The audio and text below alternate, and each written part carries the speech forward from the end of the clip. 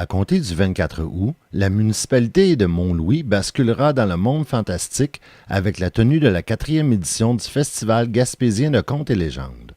L'événement, qui aura lieu jusqu'au 28 août à l'espace culturel de la Pointe-Sec à Mont-Louis, regroupera près d'une quinzaine de conteurs et conteuses provenant de la Gaspésie, mais également d'un peu partout au Québec. Au cours des dernières années, le festival est devenu un rendez-vous incontournable pour les amateurs de contes et de légendes. La programmation offrira des univers dans lesquels les contes fantastiques rencontreront les légendes de la région, comme l'explique Yannick Element, l'un des organisateurs du festival. Le Festival gaspésien de contes et légendes revient pour une 4e édition cette année. Puis en fait, des conteurs que vous avez déjà vus sont encore là sur scène, dont Gaétan Pelletier, Patrick Dubois, Stéphane Madix, qui est de Rivière-Cap-Nord, et Denis Gadouri, que vous avez déjà vu. Denis Gadouri, cette année, on l'a souvent parce qu'on l'aime beaucoup. C'est comme une résidence qu'on lui offre. Donc, il va être là tout le long du festival. Il va faire des apparitions un peu partout. Il donne aussi des ateliers à des jeunes conteurs du village que vous connaissez peut-être. Notre grosse tête d'affiche, c'est Alain Lamontagne cette année, qui est un conteur qui a plus de 30 ans d'expérience, qui est reconnu pour être une bête de scène. Donc, c'est le jeudi soir à 8h30. Les nouvelles têtes aussi que vous n'avez jamais vues, Nadine Wash, qui est une conteuse d'expérience aussi, donc qui est très connue dans le monde du conte, qui va partager la scène avec Denis Gadouri le samedi, et Joey Fallu, qui est un conteur de la Gaspésie. Il joue beaucoup avec les contes moyenâgeux, Mille et une nuits, donc c'est une nouvelle, c'est à découvrir aussi. La formule que vous connaissez déjà, c'est encore la même. Pourquoi changer quelque chose qui fonctionne? Donc, il y a des contes dans la maison qui sont à 7h30, à 7h, pardon, et ensuite, le public est invité à venir à la salle à 8h30. Et là, il y a toujours plus qu'un conteur sur scène. C'est un peu toujours en formule cabaret. On a aussi le dimanche, la fermeture qui va se faire avec le Grand Cabaret gaspésien.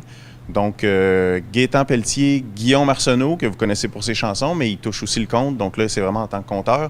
Et Marianne Dubé, que vous avez déjà vu aussi dans le Théâtre Témoin. Il y a 3 possibilités pour acheter les billets en pré-vente. Il y a en ligne toujours, www.lapointesec.com.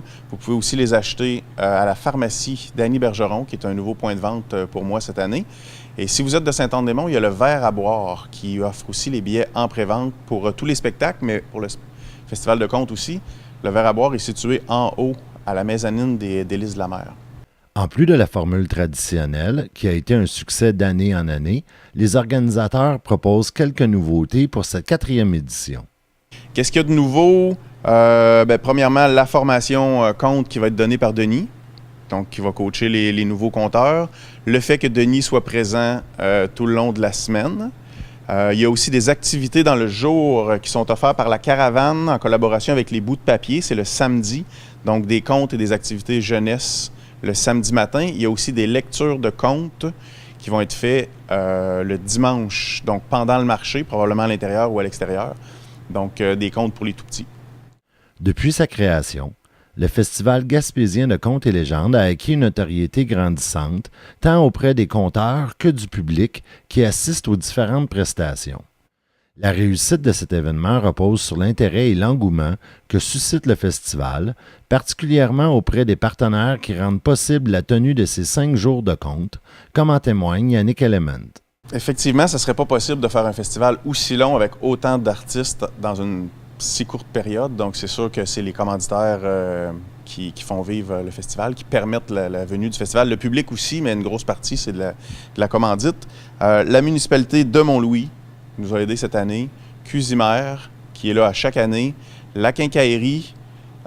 Chantal Parent, qui est l'agent d'immeuble qui vend des maisons à Mont-Louis.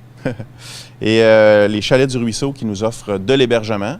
Ensuite, dans nos commanditaires majeurs, les 2 fonds éoliens, donc Quartier Énergie, Northland Power, le CLD qui est là à chaque année avec nous, les Caisses populaires des Jardins, la pharmacie d'Annie Bergeron qui soutient à peu près tous les événements que je fais, donc un gros merci à Dani. La programmation complète du festival est disponible au www.lapointesec.com.